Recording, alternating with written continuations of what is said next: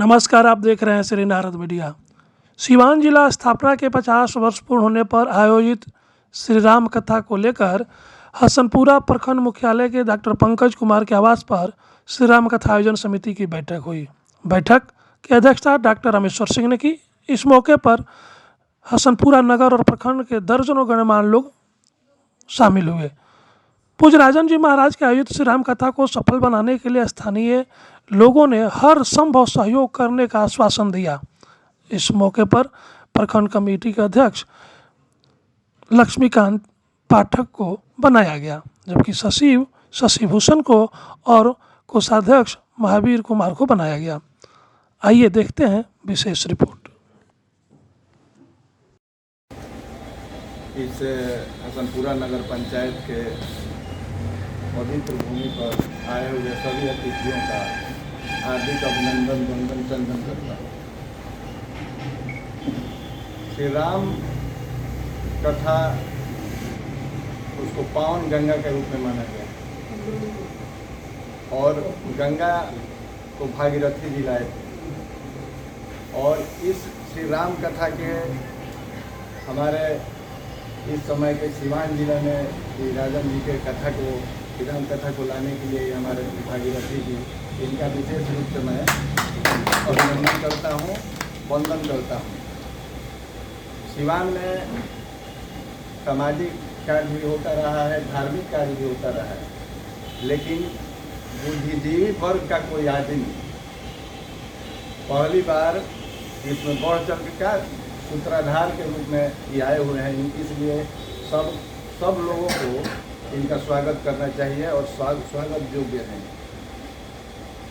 राम कथा और रामचरित्र तो उज्ज्वल है और ये राम का जो यज्ञ है ये सफल होना ही है। इसको राम का चरित्र जब पहली बार दुनिया में कवित्व प्रस्तुतित हुआ तो वाल्मीकि जी ने ब्रह्मा जी से पूछा कि मैं किसके चरित्र का गुणगान करूं। तो ब्रह्मा जी ने बताया कि त्रिलोक में राम जैसा किसी का चरित्र नहीं है, इसलिए आप राम का चरित्र का गुणगान कीजिए। तो रामावतार के पहले वाल्मीकि जी का रामायण का रचना हुआ है, सब मुझे रामचरित्र मानस। आप उसको सीवान में रखे हुए हैं स्थापना दिवस पे, तो वह सफल होगा, मुझे पूर्ण विश्वास है। और यहाँ इस क्षेत्र के लोग आपका पूर्ण तन मन धन से सहयोग करेंगे, इसका मैं इसका वादा करता हूँ। उनको भी कोशिश हम लोग कर रहे हैं कि वो जुड़े और इस स्थापना दिवस के उपलक्ष्य में श्री राम कथा का आयोजन जो होने जा रहा है, श्री राजन जी महाराज की तरफ से कथा वाचन होने जा रहा है। इसको एक इतिहास बनाना है। सीवान के स्वर्ण अक्षरों में लिखा जाए कि इतिहास बना, और इस पर जो दायित्व निर्वहन कर रहे हैं सनातन संस्कृति न्यास सीवान के सभी संस्था के सभी लोगों को मैं धन्यवाद देता हूँ। कितना बड़े पैमाने पे ये काम करने जा रहे हैं, कथा वाचन करने जा रहे हैं। मैं उन सबको दिल से धन्यवाद करता हूँ। खासकर हमारे राकेश पाठक जी हैं, हमारे सर जो रामेश्वर सर हैं, दिन रात प्रयास कर रहे हैं कि इसको सफल बनाया जाए। अपना कीमती समय निकाल के आप देख रहे कितना व्यस्त इनका जीवन है, इसके बावजूद भी ये जिले के हर कोने कोने में जा रहे हैं, लोग मालक जगा रहे हैं, लोगों को समर्पित कर रहे हैं अपने समय को, इसको सफल बनाया जाए। तो मैं आप सबसे यही रिक्वेस्ट करूंगा, विनती करूंगा कि आप सभी इस चीज़ में बढ़ चढ़ के हिस्सा लें। अपने आस पड़ोस जितने लोग हैं सबको आप उत्प्रेरित करें इस कथा को आयोजन को सफल बनाने के लिए, हर संभव मदद करें। शरीर से हो, तन से हो, मन से हो, धन से हो, जैसे भी हो आप सब लोग मदद करें। धन्यवाद।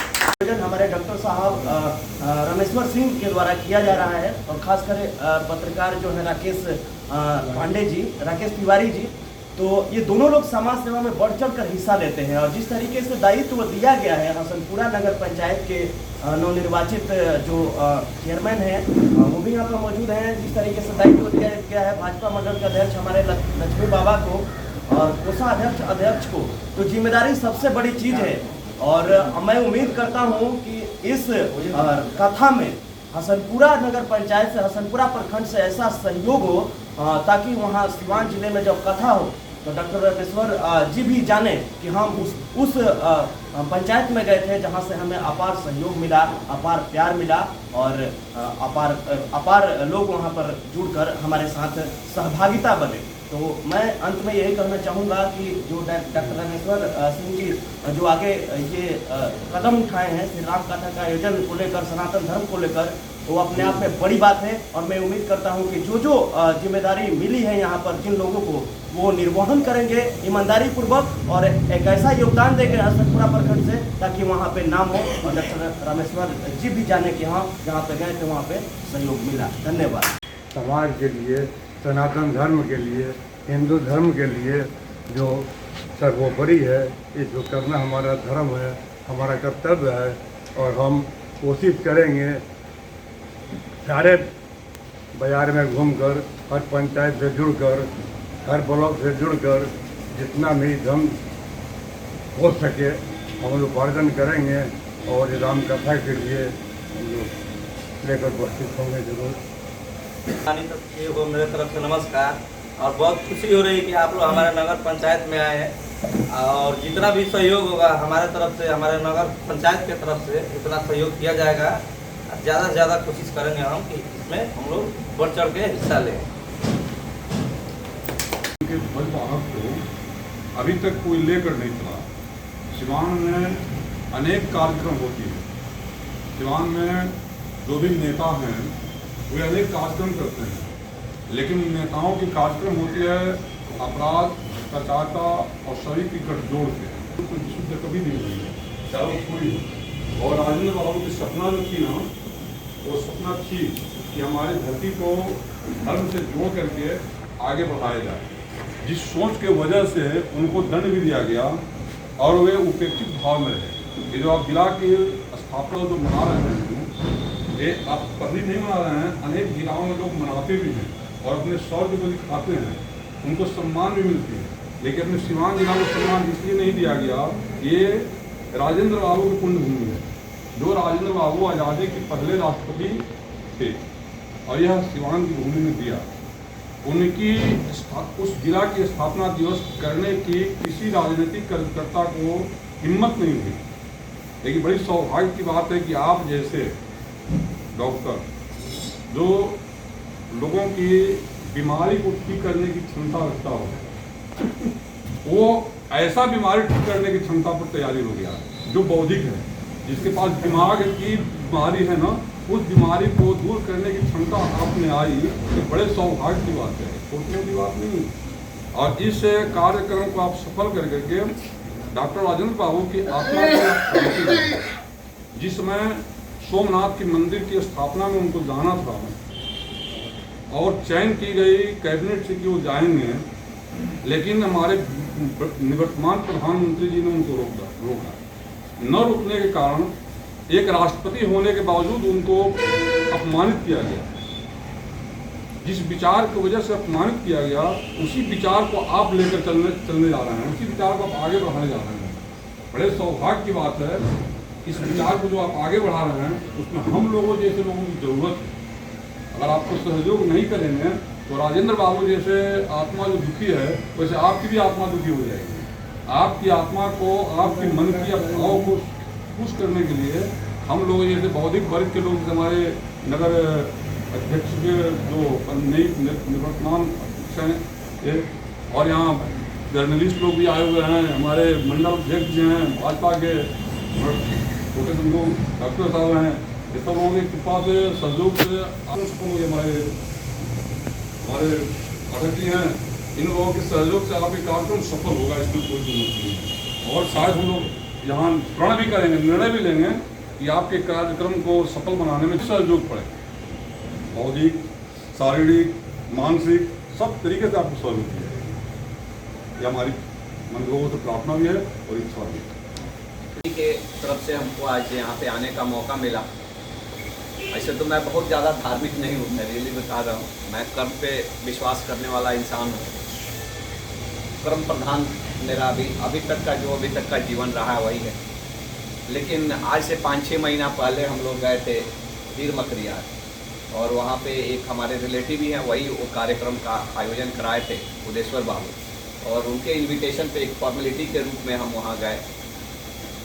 और उससे पहले कि मैं भी बहुत बात, क्योंकि मेरे स्वभाव में है, मेरा दिमाग बड़ा चंचल एक जगह रहता नहीं है, कभी यहाँ कभी यहाँ। और इसके लिए मैंने जो जानकार लोग हैं सब लोगों ने बताया कि मेडिटेशन करिए, डॉक्टर साहब मेडिटेशन करिए, इससे दिमाग शांत होगा, इधर उधर भटकते रहता है। और मैंने बहुत तरह के मेडिटेशन करने का प्रयास किया। मैं ब्रह्म कुमारी के जो आश्रम है वहाँ गया, तो जो हमारे जो मंदिर है यहाँ पे, इनका हरिद्वार में भी मंदिर है, गायत्री परिवार से भी जुड़ के कि वो लोग भी वो मंत्र का चैंटिंग कराते हैं। कितना बार लोग बोला कि हनुमान जी का जो एक रहता है ना मंगलवार को करने का, कौन सा सुंदरकांड का पाठ करिए, इससे भी दिमाग शांत होता है। मैंने सब ट्राई भी किया, लेकिन मेरा दिमाग पता चलता था, मैं नहीं लगता है कि बैठल वाली पूजा पर मन बाटे भूजा पर वो वैसे ही मैंने, मेरा दिमाग शांत नहीं होता। मैं रियली अपने मन की बात बता रहा हूँ। और वहाँ पे मैं फॉर्मेलिटी के लिए उस कथा में गया कि कहीं जाना है, भाई किसी ने बुलाया है तो जाना है। मेरा ऑपरेशन मैंने रखा था, लेकिन मैं वहाँ आधा एक घंटा रुका और मुझे लगा कि कथा एक ऐसा माध्यम है, और वो भी खास करके परम पूज्य राजन जी महाराज के मुख बिंदु से जब निकलता है वो बांध लेता है। उतना देर के लिए मुझे लगता है कि मेरा मन एकत्रित हो गया। मेरा मन उसके बाद से निकलने के बाद से मुझे लगा कि मेरा मन शांत हो गया। मैं तो क्योंकि ऑपरेशन था तो अपना कर्म करना मुझे बीच में ही छोड़ के जाना पड़ा, लेकिन अगले दिन मैं फिर से आया और वहीं पे हमारी मुलाकात हुई राकेश जी से, और हम लोगों ने चर्चा किया कि इस तरह की कथा हम लोग सिवान में भी कर सकते हैं क्या। और इन लोगों के सहयोग से, क्योंकि हम लोगों का उतना सोच भी नहीं है और इतना बड़ा आयोजन करने की कभी सोचा भी नहीं, तो हम लोगों ने किया कि नहीं इसको किया जाए, आयोजन किया जाए। अभी हाल फिलहाल में ही हमारे जो स्वामी विवेकानंद जी का 100 साल हो गया जो वो शिकागो में गए थे। हम लोग ऐसे कहीं ना कहीं, भले हम डॉक्टरी पढ़ लिए, लेकिन अपने धर्म की जानकारी मुझे भी नहीं, ये सच्चाई है। हम लोग ऐसे धर्म से रहने वाले हैं जो वसुधैव कुटुंबकम की, पूरा दुनिया हमारा परिवार है। सर्वे भवन्ति सुखिना, सब लोग सुखी हो। हम लोग कण में भगवान की आस्था रखने वाले इंसान लोग हैं, और ये हमारा सनातन धर्म है जो हम बाहर से समझते हैं। अंदर तो हम खुद नहीं गए तो क्या बताएंगे। और शायद इसी के कारण से स्वामी विवेकानंद ने भी ये बात बोला था कि गर्व से कहो, क्योंकि ऐसा कोई धर्म नहीं है। वो धर्म से बाहर निकलिए तो हर आदमी दुश्मन है। हमारे यहाँ तो कोई भी आदमी दुश्मन हो ही नहीं सकता।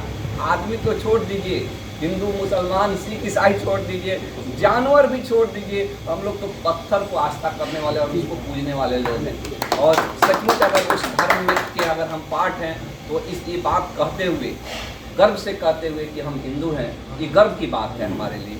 और मुझे ये मौका मिला है श्री राम कथा आयोजन समिति के रूप में कि एक कर्म प्रधान आदमी को कहीं मुझे इस कथा के माध्यम से कर्म योगी बनने का मौका मिले, क्योंकि मैं कर्म योगी नहीं हूँ, कर्म प्रधान वाला आदमी हूँ।